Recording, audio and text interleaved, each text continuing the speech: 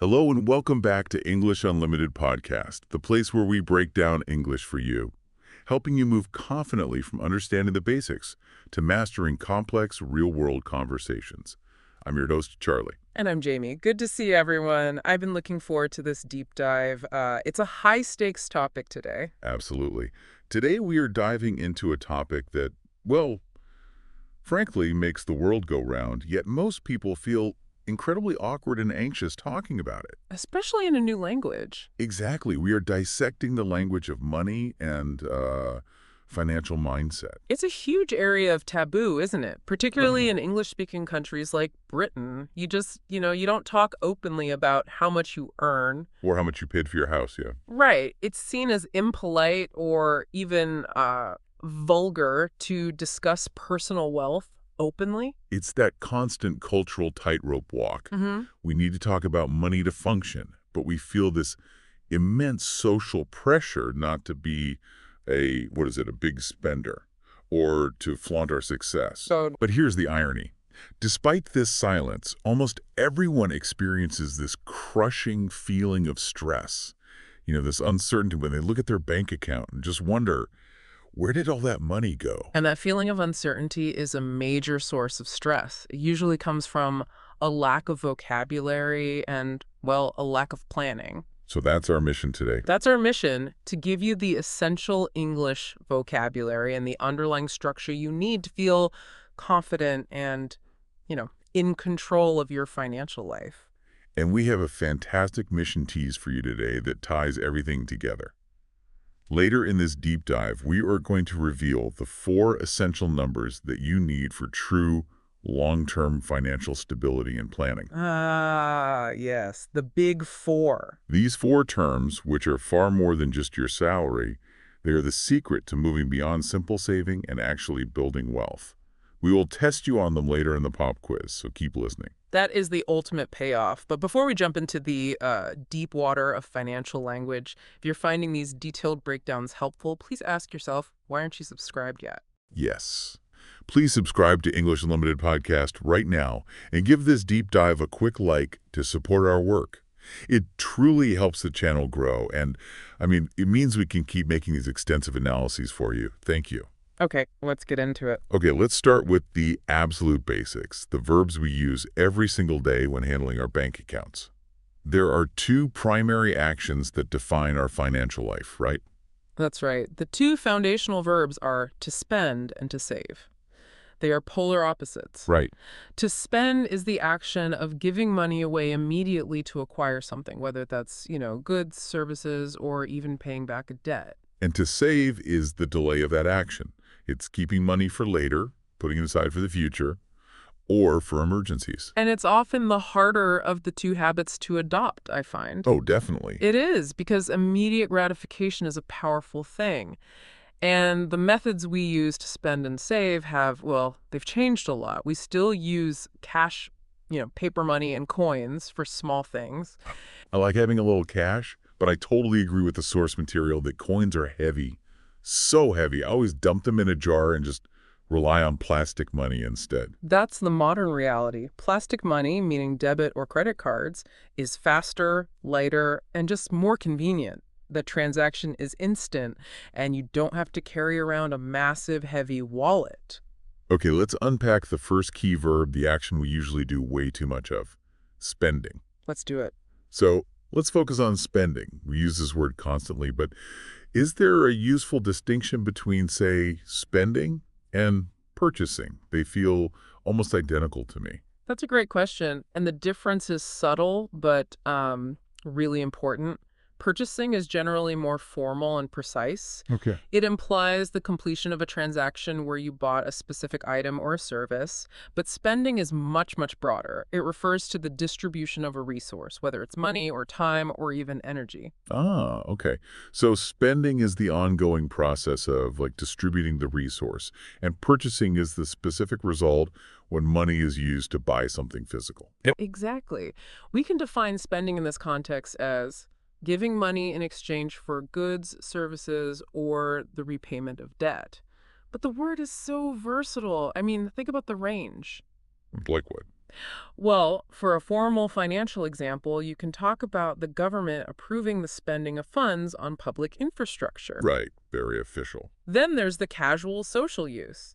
You say you enjoy spending time with your friends, even if you're just, relaxing at home. Or a funny one like, I spent too long looking for my keys this morning. Yes, that's a perfect one. Or even a historical example, ancient Romans spent coins called denarii.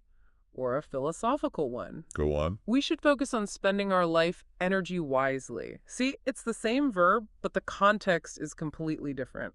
I really appreciate how flexible that word is, because it shows the listener how often they're going to encounter it. But let's bring it back to a modern scenario. Say, I'm trying to control my financial habits.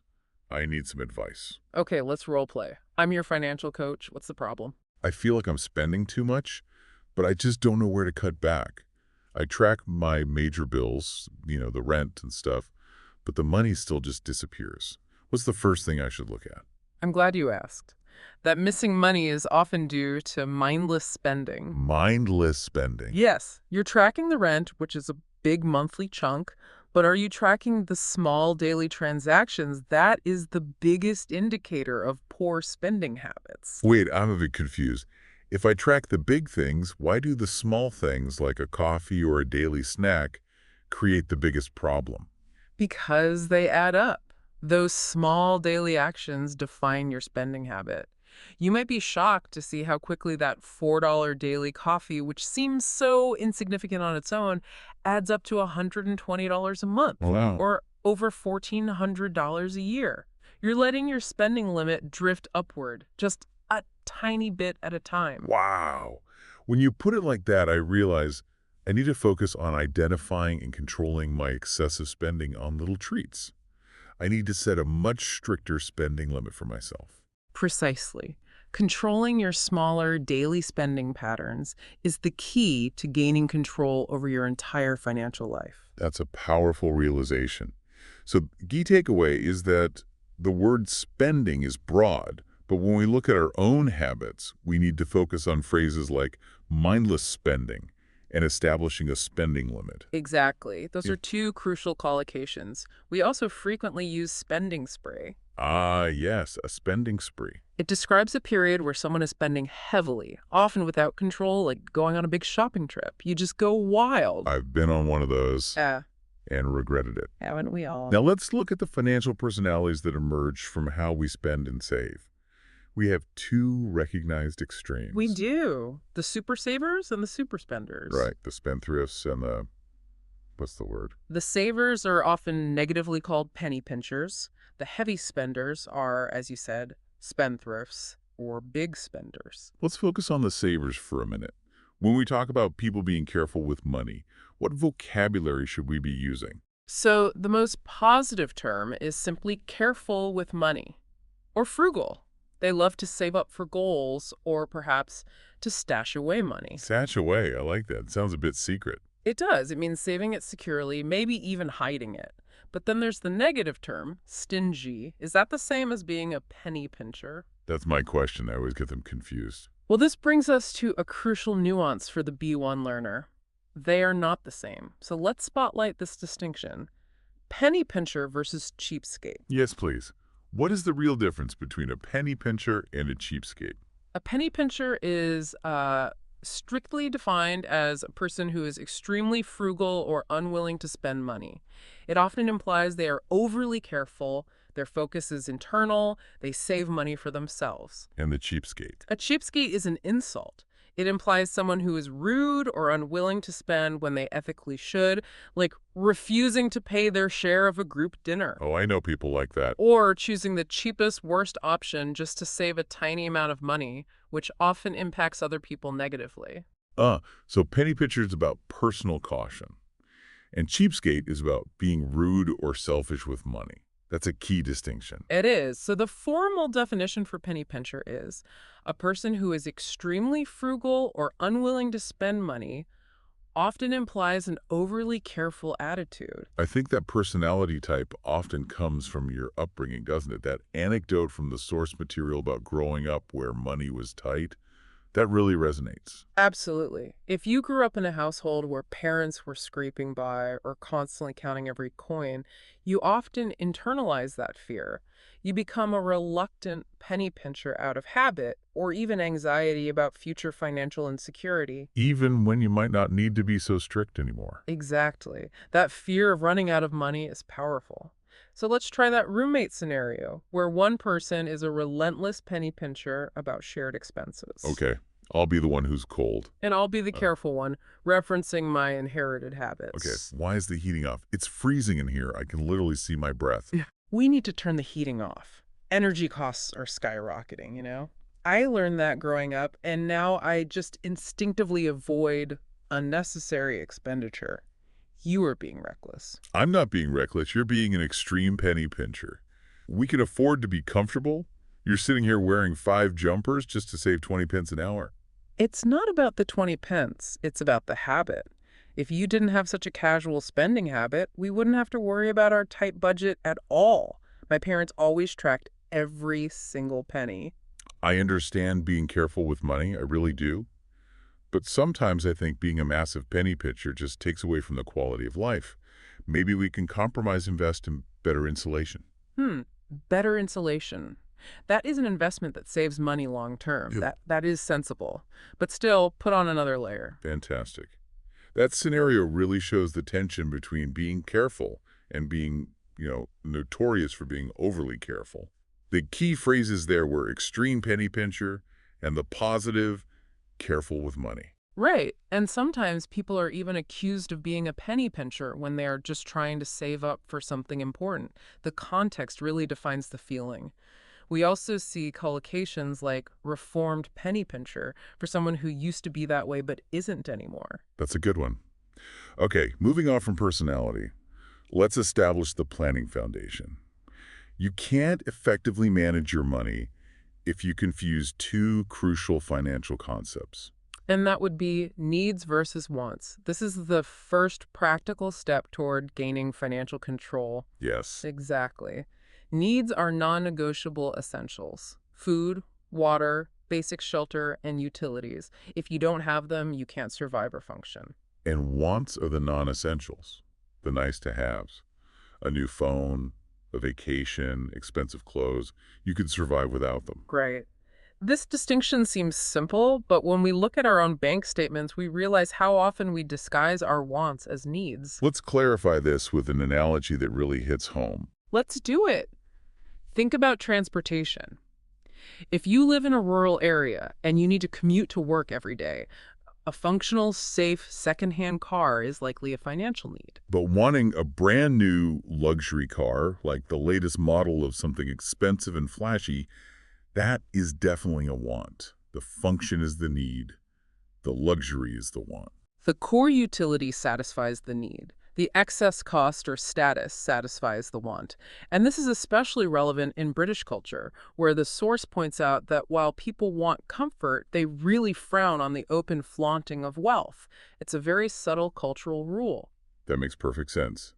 How does this compare to learning English? It's a great way to relate the concept back to the listener. It's directly comparable to prioritizing vocabulary. Separating needs and wants in finance is like focusing on the high-frequency words in English. So the basic verbs spend and save, and the core grammar structures, these are the need words. You have to know them to communicate daily. And the highly specialized C1 financial terminology like lifetime cash flow forecast or long-term liabilities, those are the want words. They are valuable for advanced conversation, but not necessary for basic financial functioning. You have to focus on the needs first. It's a brilliant way to frame it. Yeah. Now let's look at a real-world scenario. Eating out. Eating out is a want that often destroys a budget. You need to eat, but you want the convenience or the pleasure of dining out. I remember the source material highlighting the massive difference. If you eat out 4 times a week, it's, say, $15 a time. That's hundreds of dollars a month. It is. If you shift your behavior to cooking at home more often, you can easily save $150 or more per month. That money shifts from a constant expenditure, money out, that satisfies a want, Right. to a resource you can use to fund a serious need, like an emergency savings fund. That is the power of this distinction. Once you master the needs versus wants distinction, you are ready for the core planning tool, the budget. The budget. The word budget used to trigger feelings of, like, restriction and boredom for me. It sounds like something only accountants do. We have to change that mindset immediately. A budget is not restriction. It's a simple, empowering plan. It's a tool for control. It is you proactively telling your money exactly where to go. I love that definition. Yeah. Control, not restriction. So, a budget is not checking my bank account after the fact and sighing, sadly. Exactly. Let's use the map analogy again. A budget is like a map for your money. It shows exactly where every dollar travels, where it stops, and where it shouldn't go. This removes the uncertainty and the stress. That is very different from an estimate or a guess. A map gives you certainty. Right. And just like learning English, where you start off messy but you use a structured study plan to improve, the budget is the financial structure that leads to consistent improvement and eventually wealth building. So how do we make this map? What are the fundamental components? Making a functional map requires 3 simple steps. 1, know your money in, your income or salary. 2, track your money out, your spending or expenditure. And 3, use that data to make a plan that prioritizes needs and directs money toward your savings goals. That simplifies it greatly. But wait, earlier we teased 4 essential numbers for lifetime planning: income, expenditure, and 2 others. Does that tie into the budget? It absolutely does. Income and expenditure are the 2 numbers you use for your monthly budget. But for lifetime financial planning, which is the ultimate goal, you need 2 more numbers: your assets and your liabilities. You need all 4 of those concepts to know your total financial position. That's a great connected thread. We'll save the full deep dive into liabilities for later, but it's good to know where we're heading. Let's put the spotlight on the word budget itself. What is the fundamental difference between a budget and savings? They're often confused, but they are different functions. The budget is the plan, the strategy you employ to organize your money. The savings is the result, the money that you have successfully put aside by following the plan. So, budget is the strategy. Savings is the accumulation. You need a good strategy, a budget, to achieve the goal, which is savings. Perfect analogy. The clear definition for budget as a noun or a verb is an estimate of income and expenditure for a set period of time, also the act of planning your spending. I often hear about a tight budget. Can you give us a few examples of how we use this word naturally? We use it both formally and casually. For instance, in a formal review, a marketing team might have to defend why they exceeded the budget. Or, more casually, you might tell a friend, we need to stick to a tight budget this month because we just paid for the car repair. Exactly. And a funny one, my dog's food budget is bigger than mine. I feel that. Or a historical one, the government presented a war budget to Parliament. And philosophically, you might ask whether living on a fixed budget limits creative life choices or if it actually encourages more resourceful problem solving. It's a very flexible concept. I think everyone listening finds themselves on a tight budget at some point. Let's role-play how to budget for something exciting, like a vacation. Okay, I'm helping you plan a vacation for next summer. Where should we start? I need about $3,000 for the trip, and I have 6 months to save. My current budget is totally blown right now. Okay, the first step is to set a budget for the trip. $3,000. That means you need to save $500 every single month. That sounds daunting, right? It does. I don't think I can stick to a budget that tight without giving up everything fun. Well, we need to look at your current money out. Can we temporarily reduce some of your wants? Maybe we can manage the budget by limiting dining out to twice a month instead of 8 times. That's realistic. I could also cut my gym membership and just run outside for a while. If I make those small adjustments, I won't blow the budget trying to save for the trip. Exactly. The budget is flexible, but it requires awareness. We're aiming to stick to the budget every month until you reach your goal. The key phrases are, clearly, set a budget, stick to a budget, and the negative one, blow the budget. Those are the most useful collocations for daily conversation, along with being on a tight budget, or Sometimes it can even be over budget or under budget. Right. Now we look at the psychology behind our money choices, particularly the mistakes we make when emotion overrides logic. This brings us to the enemy of the budget. Impulse buying. Impulse buying. Buying things too fast without thinking. It's that instant, unplanned decision. I see it, I want it, I buy it now. The source material had a brilliant, simple solution for this. The 24-hour rule. If you see something expensive that is a clear want, you wait 24 hours before buying it. It's surprisingly effective. What happens in those 24 hours is that the initial excitement, the dopamine hit, fades. You often realize you don't actually need the item, or the urgency just disappears. I've used that rule myself, and it has saved me so much money. It allows logic to catch up with emotion. But let's clarify the language here. Time for the spotlight. What's the difference between impulse buying and retail therapy? I hear both used when people talk about emotional shopping. They are distinct. Impulse buying is the action itself, the unplanned purchase made just before checkout. Retail therapy is the emotional motivation for the action. You're shopping specifically to lift your mood after stress or a bad day, and that often leads to impulse buying. So retail therapy is the cause, the emotional reason, and impulse buying is the effect, the unplanned action. Precisely. The formal definition for impulse buying is the unplanned decision to purchase a good or service made just before purchase. Can you give us a strong example that shows the modern context? Well, consumer behavior studies show a huge rise in digital impulse buying, facilitated by mobile apps and one-click ordering. You see an advert on social media, you click once, and the item is on its way before you've even thought about your budget. That ties into the philosophical point the source made.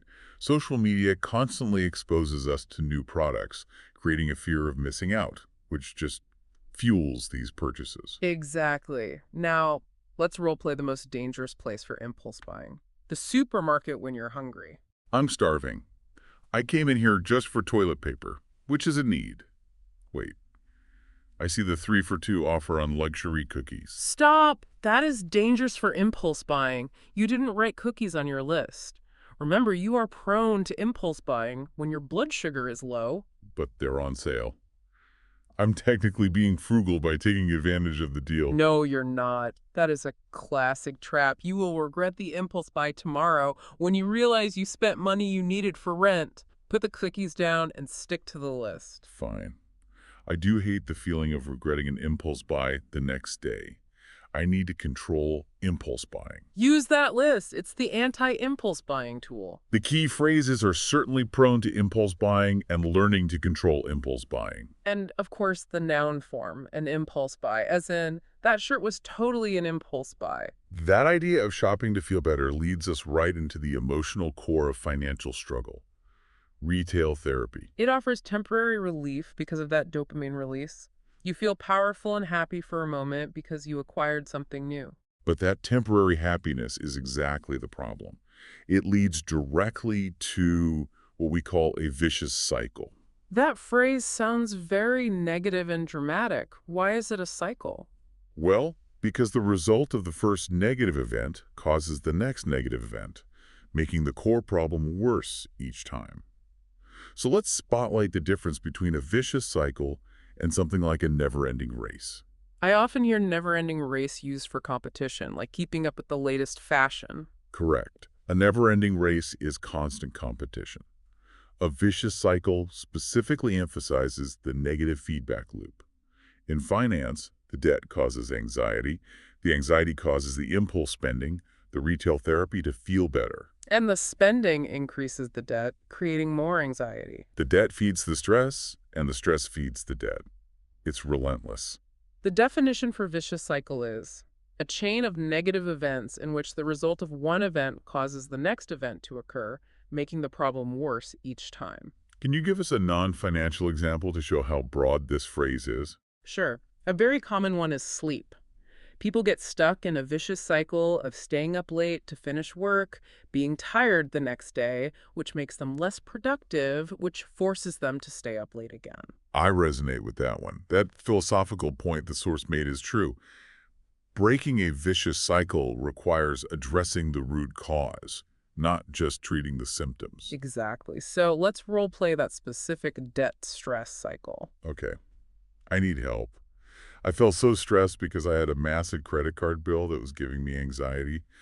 So I bought myself a new jacket for a little retail therapy to feel better. But now you have the jacket and your debt is even higher, increasing your financial pressure, right? You are caught in a vicious cycle now. Exactly. Now I feel even guiltier and more stressed about the money I owe, which makes me desperately want to buy something else to get that temporary sense of control back. How do I stop the cycle? You have to stop that next purchase to break the vicious cycle. You have to interrupt the link between the stress and the spending. You need to find a healthier way to manage the stress. The phrase is so useful because it immediately conveys the difficulty and the negative spiraling effect. Break the vicious cycle is the key collocation we should learn here. And sometimes we use it to describe cultural phenomena, like the classic British contradiction the source mentioned. The cultural pressure to succeed, mixed with the pressure to remain modest, that often leads to spending just to keep up appearances, which is a vicious cycle of its own. We've covered the habits and the psychology. Now let's talk about the practical tools, particularly the two types of plastic money we use: debit and credit. This is a point of confusion for many B1 learners. Debit cards versus credit cards. Let's nail a difference down simply. Please. A debit card is connected directly to your checking account. It's your money. If you use it, the money leaves your account immediately. It's safe because if you have $0, the card stops working. My money, immediate removal, safe. That's a good summary. A credit card is fundamentally different. When you use it, you are borrowing the bank's money. The bank pays for your purchase and you get a bill later, usually at the end of the month, that you must pay back. Borrowed money requires responsibility, and if I don't pay that bill fully, I incur a heavy cost. That cost is interest, and it is the biggest danger of credit cards. The source noted average credit card interest rates can be as high as 22%. That's huge. That is the cost of borrowing money. Let's make sure we fully dissect that word interest. Let's do it. We need to spotlight interest. How do we clearly distinguish the financial term from, say, a fee or my interest in history? Excellent question. The noun interest in finance means money paid regularly at a particular rate. It's the price of using money that isn't yours. A fee is generally a one-time charge for a service, like a penalty fee. So the definition of interest in finance is money paid regularly at a particular rate for the use of money lent or for delaying the repayment of a debt. The most important concept here is the high cost. For example, you might have to pay off your credit card balance this month before the high interest rates kick in and make your debt spiral out of control. And the longer you delay repayment, the worse it gets because of compound interest. Yes. That means the interest starts being calculated on the principal plus the interest you already owe. It snowballs. It can be devastating. Let's role play asking a bank clerk to explain a confusing loan agreement involving interest. Hello, I'm confused about this loan. It says the principal is $10,000, but the small print talks about a high interest rate. Welcome. The interest is the cost of borrowing. We offer a fixed annual percentage rate, or APR, of 18%. Does that mean I pay 18% of $10,000 every single month? No. It means we calculate the interest payment based on the outstanding balance over the course of the year. If you pay it back quickly, you pay much less interest. I see. So the longer I wait to pay it off, the more compound interest I accrue. I need to be aiming for an interest-free loan if possible. That's the dream, but it's rare. You must understand the interest rate before you commit to any debt. The key phrases there are high interest rates, interest payment, and the scary concept of compound interest. Exactly. And low interest rates, of course, which is what you always want. The result of not managing credit and interest is debt, the money you owe. And the data around debt right now is really concerning. The source highlighted the huge emotional cost. Mine found that 1 in 3 adults say money worries literally keep them up at night. The pressure is relentless. When you are constantly paying off high-interest debt, you feel like you're chasing your tail. You never actually reduce the principal amount owed. You're running hard but staying in the same place. And the worst moment is when you finally clear a small debt, or maybe you've been saving up, and then life hits you with an unexpected cost. Exactly. Your car breaks down or your washing machine goes kaput. Goes kaput. I love that informal, useful phrase for "it completely broke." And when that happens, all your hard work is undone. You are knocked straight back to square one. That is our next deep dive. Spotlight. Back to square one. How is this different from simply starting over? It's all about the tone and the context. Starting over can be positive, a fresh opportunity. Back to square one is almost always negative in tone. It expresses the frustration, the loss, and the feeling that your previous efforts were completely wasted. The definition is having to start working on a plan or problem again from the beginning because a previous attempt was unsuccessful.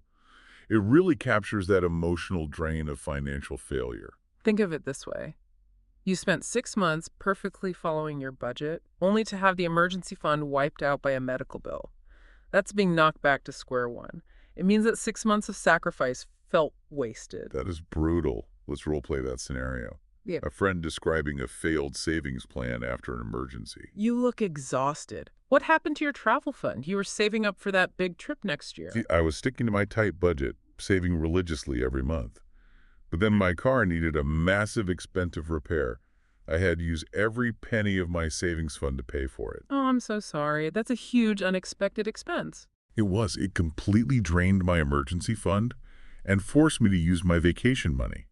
Now I'm financially knocked back to square one. That is incredibly frustrating. After all that hard work, to be sent back to square one because of a necessary expense. I know, it feels like I wasted a whole year of saving just to keep my car running. I'm utterly frustrated to be back to square one. That reality check underscores why we need an emergency fund dedicated only to those kinds of setbacks. The key usages are certainly knocked back to square one and expressing the negative emotion. Frustrated to be back to square one. Exactly. Or you can return to square one or be sent back to square one. It's a very common idiom. We need to transition from managing debt and setbacks to actively building wealth and seeking financial freedom. And the two tools for wealth building are investing and saving. Yes, investing versus saving. Can you clarify the distinction again for our listeners? Saving is keeping your money safe and easily accessible, usually in a basic bank account. This is sleeping money. It grows slowly, if at all, but it is secure for short-term goals or emergencies. And investing is using that money to buy things that will hopefully grow in value over time.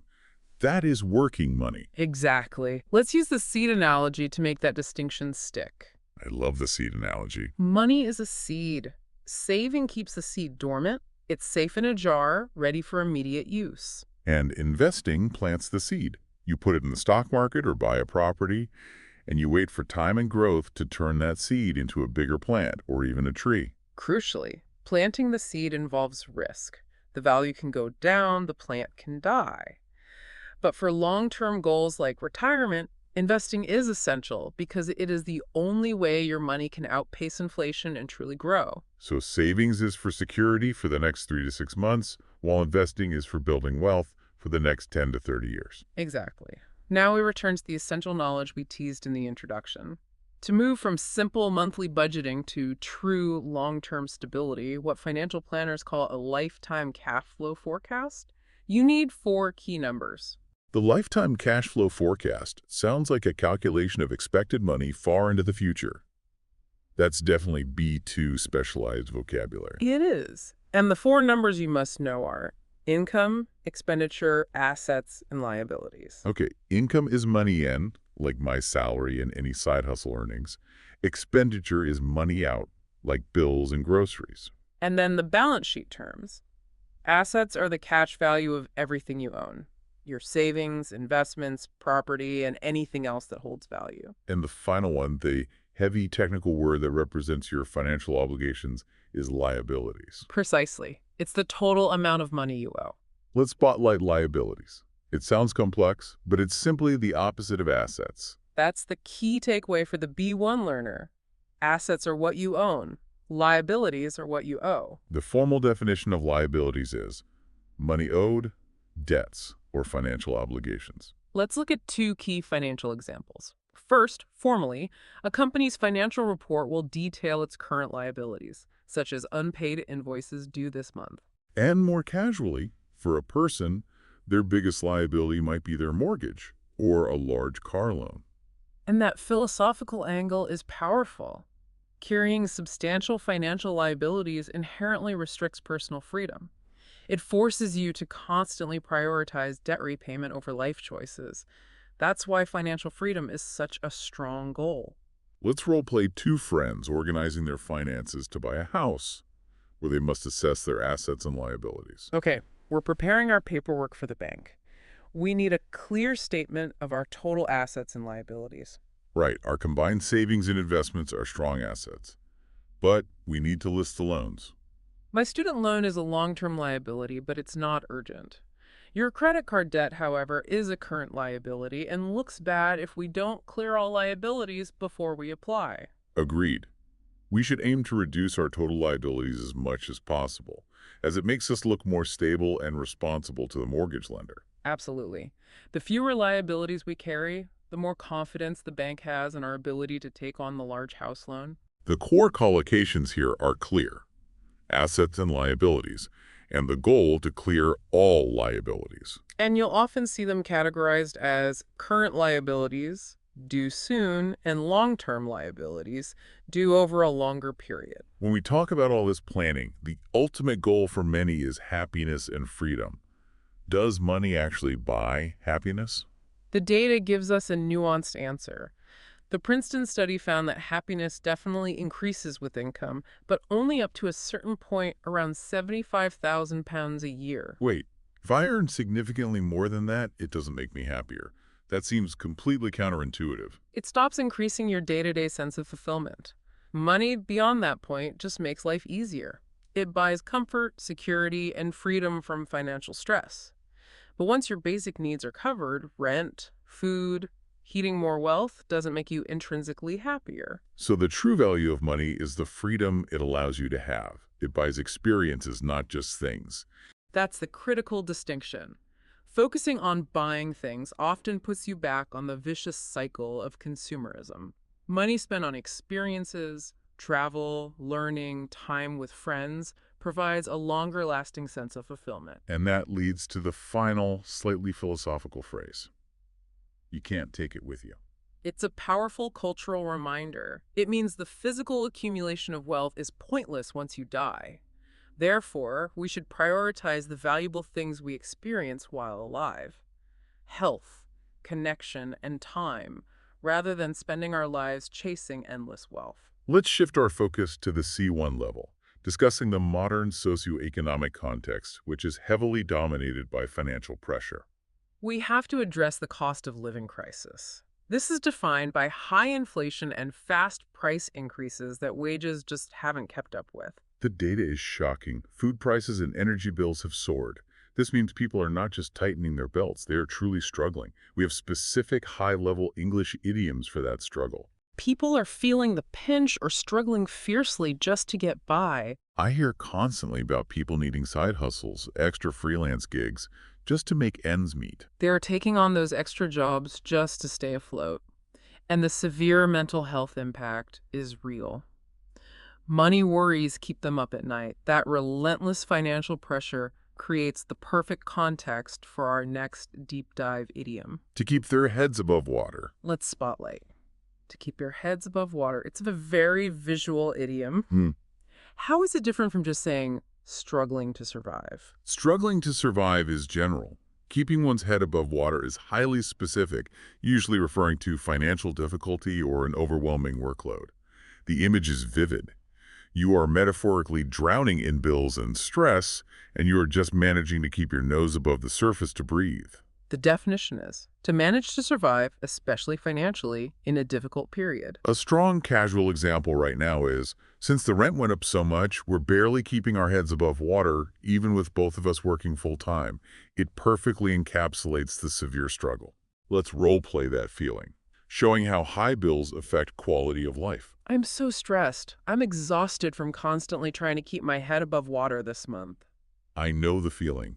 My gas bill is double what it was last year, And my wages haven't changed. We're just struggling to get by. I had to turn the heating off completely just to try and make it to payday without incurring more debt. I am under immense financial pressure to keep my head above water. That is insane. We shouldn't have to choose between food and heat just to barely keep our heads above water. That dialogue highlights the weight of that expression.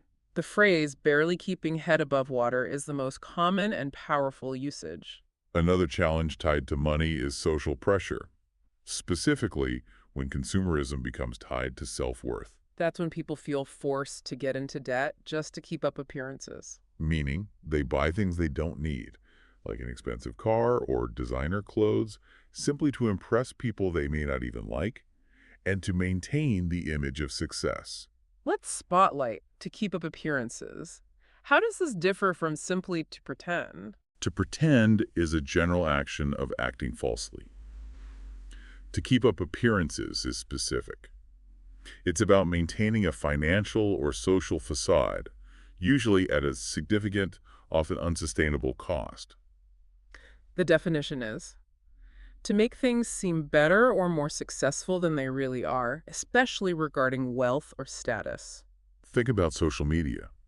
Despite her underlying financial struggles, someone might try to keep up appearances on Instagram by posting photos of expensive holidays they put on a credit card. That's so dangerous. You are accumulating debt to keep up appearances. Exactly. It's that constant social comparison that drives people to make irresponsible financial decisions for the sake of appearances. Let's role play this social pressure. Did you see Maria's new watch? It must have cost a fortune. She seems so successful. I wouldn't be so sure. I heard she's actually deeply in debt. She's just trying to keep up appearances for her online followers and her high-achieving friends. Why would she put herself under so much financial strain? Because she feels judged. The pressure to maintain the appearance of wealth is huge. She is struggling to keep up appearances, and that spending is probably fueling a vicious cycle of anxiety. That dialogue captures the heavy emotional and financial cost of this idiom. The most useful collocations are struggle to keep up appearances and the cause, debt to keep up appearances. We talked about side hustles, and that leads us to a key C1 level topic, the gig economy. This refers to jobs like Uber, Deliveroo, or freelance coding platforms. Workers are technically self-employed, but rely entirely on big companies for workflow. The advertised benefit is flexibility, but the source material suggested that this flexibility is mainly for the company, not the worker. The core problem is the lack of traditional protections. Workers don't get sick pay or holiday pay, and their hours are unstable. And the pay is low. Workers are earning below the real living wage after expenses, forcing them to constantly take on more work. They are often just sitting around twiddling their thumbs, waiting for the next order. Twiddling your thumbs, that's a fantastic idiom for being idle. And for freelancers, there's the constant stressful process of chasing invoices, begging clients to pay the money they owe you. That instability is a major source of financial stress today. Let's wrap up with the language of opportunity and the extreme costs associated with it. On the opportunity side, it's never been easier to make money online through platforms like YouTube or affiliate links, allowing people to create passive income streams. Passive income is the dream money earned without active daily effort. But the dark side is the high competition and the reliance on opaque algorithms that can either make or break you. It's risky. Speaking of risk, let's focus on the fun side of spending, the occasional extravagance when you have money. Let's dive into to splash out. This is a great high-utility phrasal verb, especially in British English. Spotlight. What's the difference between to splash out and to splurge? They are very close, both meaning to spend extravagantly. To splurge often implies a large, maybe guilty purchase.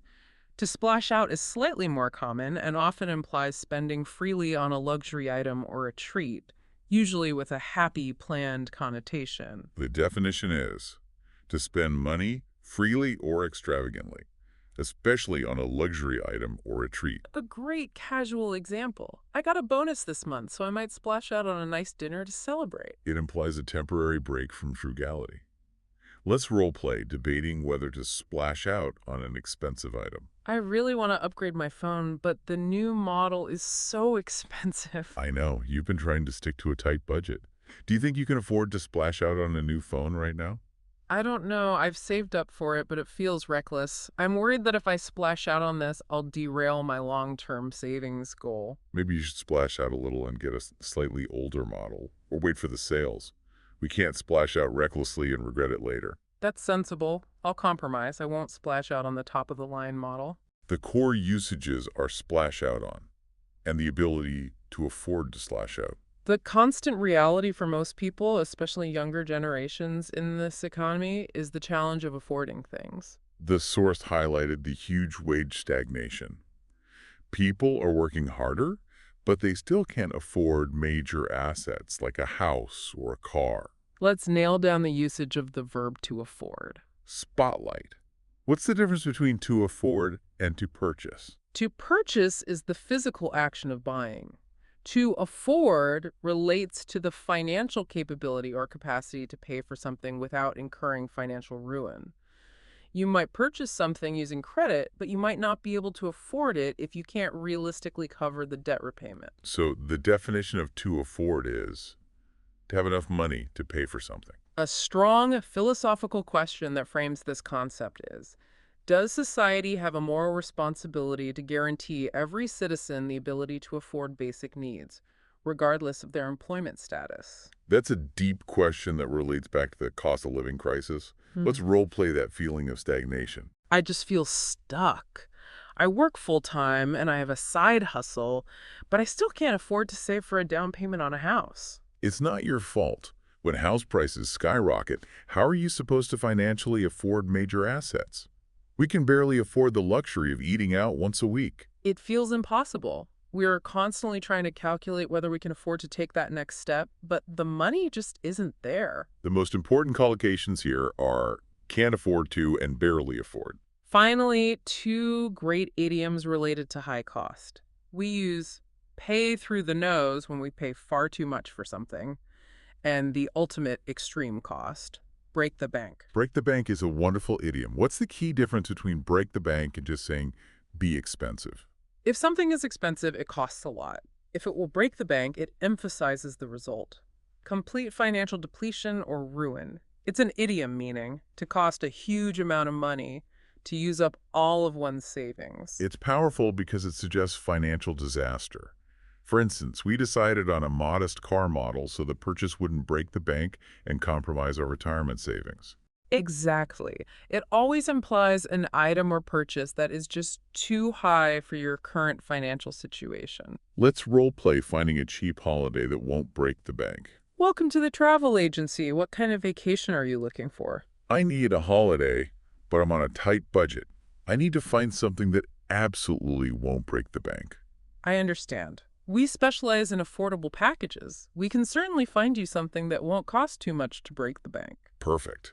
I definitely cannot afford the 5-star resort. That would nearly break the bank after paying my tuition fees. I'm looking for something modest and fun. Modest and manageable. We will ensure this trip is enjoyable without financial ruin. The key usages are certainly won't break the bank and nearly broke the bank. Okay, let's unpack this common mistake segment. We've covered so much vocabulary, but I know learners often mix up words that sound similar or seem related in finance. This is where we sharpen the knife. Getting these nuances right is key to sounding natural. Let's start with debt. If I borrowed $5,000 from the bank, can I say, I have a big owing from the bank? That is a very common mistake because learners often assume owing is the noun form of owe, but it isn't. You need to use owe as the verb. I owe the bank money. And if I need the noun? The correct noun is debt. You would say, I have a big debt, or I have a large amount owed to the bank. Avoid using owing as a noun for debt. It just sounds unnatural to native speakers. We discussed these 4 numbers. Is my income always the same as my salary? That's another frequent error because it ignores the broader definition of income. Your salary is specifically the fixed, regular pay you receive from your primary job. And income covers everything. Yes. Your income's all money coming in. It includes your salary, plus any side hustle earnings, money from investments, or any other financial stream. For a gig economy worker, they might not have a salary at all, but they certainly have an income. The budget must track your total income. We talked about the penny pincher. If my goal is to save money and stick to my budget, should I try to be stingy? Absolutely not. That's the third mistake. Stingy is a strong negative word. It means mean or selfish, especially when you are unwilling to spend money on others. So if I am trying to control my spending for the sake of my future, I should use a more positive word. Precisely. You should be careful with money or frugal.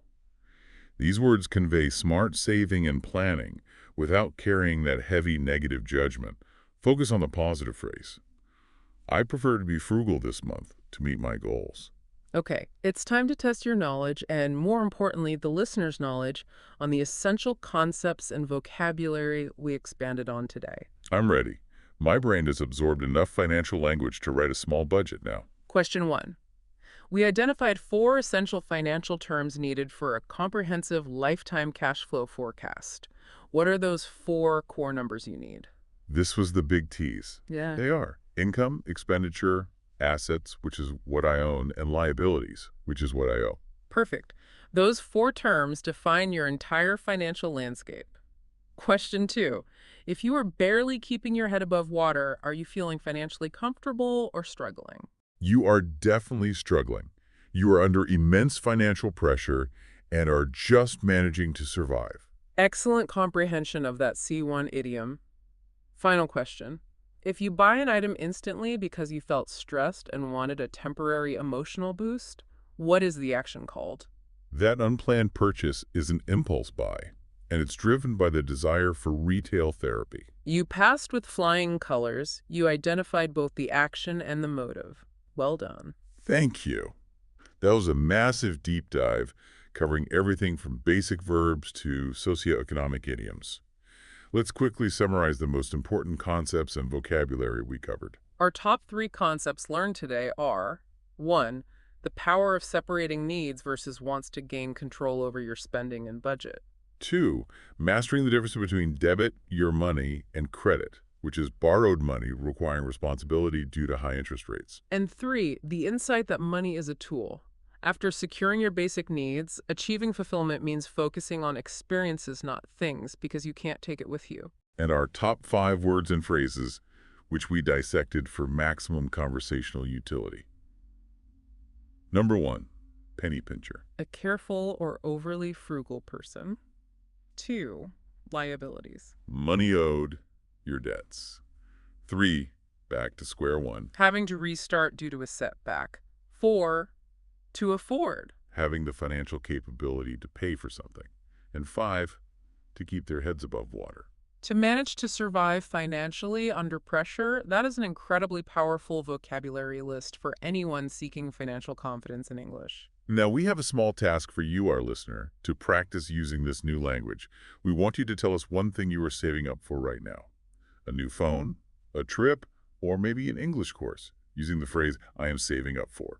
Leave your answer in the comments below. And remember the biggest lesson from our deep dive today. Managing money is ultimately about planning your peace of mind. When you structure your finances and define your assets and liabilities, you're choosing long-term security and freedom over short-term stress and uncertainty.